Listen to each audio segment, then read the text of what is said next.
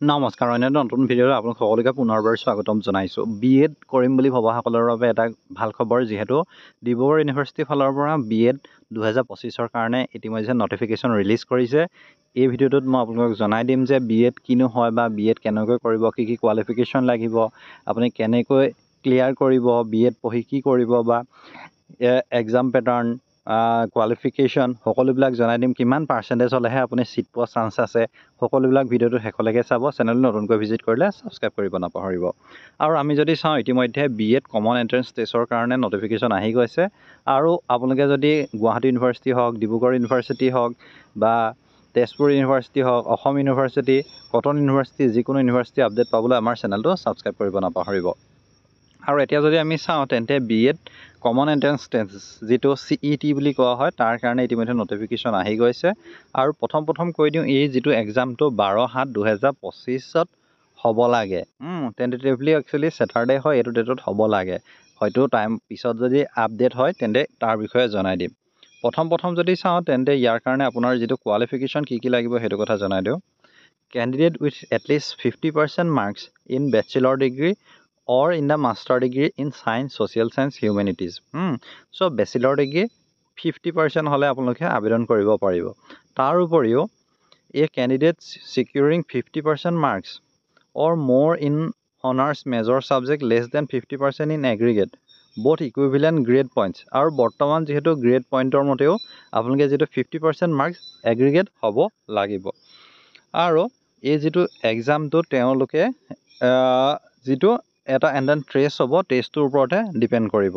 Next যদি চাওঁ, ইয়াত ৰিলেক্সেশ্যন পাব ৰিজাৰ্ভেশ্যন কেটেগৰীয়ে। যদি আপুনি SC, ST, OBC, MOBC হয়, তেন্তে তাত আপোনালোকে ৰিলেক্সেশ্যন পাব। 5% আপোনালোকে ৰিলেক্সেশ্যন পাব, সেইটো এটা চাই ল'ব পাৰে। আৰু having A minimum of 5 years teaching experience in a school recognized at least up to 10 standard by a board of secondary education Assam. এই কেণ্ডিডেট এভেইল বেনিফিট, আপোনালোকে কি কি বেনিফিট আছে সেইখিনি চাই ল'ব পাৰে। ইয়াত আপোনালোকে 5% ৰিলেক্সেশ্যন যদি আপুনি 5 বছৰ টিচিং কৰি আছে, তেন্তেও আপুনি ইয়াৰ কাৰণে পাব। এতিয়া মেইন কথা হ'ল, ইয়াৰ কাৰণে অনলাইন আবেদন ইতিমধ্যে 5 তাৰিখৰ পৰা ষ্টাৰ্ট হৈ যাব।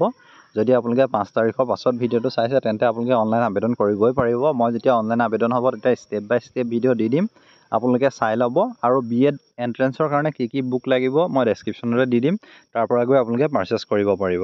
আৰু ইয়াৰ আবেদনৰ অন্তিম তাৰিখটো হৈছে 25/5/2025। ইয়াৰ কাৰণে আপোনালোকে dibru.ac.in গৈ পিনি আবেদন কৰিব পাৰিব। আৰু ইয়াত এতিয়া চাওঁ যে এক্সাম চেণ্টাৰ ক'ত আছে, সেইটো যদি চাওঁ, তেন্তে আপোনালোকে চাব পাৰে কমন এণ্ট্ৰেন্স টেষ্ট কোনকেইটাত হ'ব। ডিব্ৰুগড়, যোৰহাট, গোলাঘাট, লখিমপুৰ, ধেমাজি, তিনিচুকীয়া, ঢকুৱাখানা আৰু শিৱসাগৰ, তাত বিএড এণ্ট্ৰেন্সটো হ'ব। নেক্সট এটা ভিডিঅ'ত মই বিএড পাছ কৰিলেনো আপুনি কোন কলেজত ক'ত কলেজ আছে, ক'ত কিমান ছিট আছে, সেই বিষয়ে যদি আপোনালোকে জানিব বিচাৰে, তেন্তেও কমেণ্ট কৰিব, তাৰ ওপৰতো এটা মই ভিডিঅ' বনাই দিম। পুনৰ জনাই দিছোঁ যে অনলাইন আবেদন 5 তাৰিখৰ পৰা ষ্টাৰ্ট হ'ব, আৰু ইয়াৰ 25 তাৰিখৰ ভিতৰত অনলাইন আবেদন শেষ হ'ব। আৰু ইয়াৰ যিটো ডেট অফ বিএড 25 কেতিয়া হ'ব, 12/7/2025 হ'ব, আৰু ৰিজাল্ট ডিক্লেয়াৰ 22/7/2025 হ'ব বুলি কৈ থৈছে। আৰু ইয়াৰ কাৰণে আপোনালোকে কি কি পঢ়িব লাগিব সেইটো কথা ইতিমধ্যে কৈছে যে কেইখনমান ইম্পৰ্টেণ্ট বুকছৰ মই লিংক দি দিম, তাৰ পৰা গৈ আপোনালোকে পাৰচেছ কৰি ল'ব পাৰিব। আৰু নেক্সট ভিডিঅ'ত মই সকলোবিলাক দিবলৈ চেষ্টা কৰিম। চ' ইমানেই আছিলে। ভিডিঅ'টো ভাল পালে লাইক কৰিব, শ্বেয়াৰ কৰিব। এনেকুৱা ধৰণৰ আপডেটৰ বাবে চেনেলটো ছাবস্ক্ৰাইব কৰিব নাপাহৰিব। ধন্যবাদ।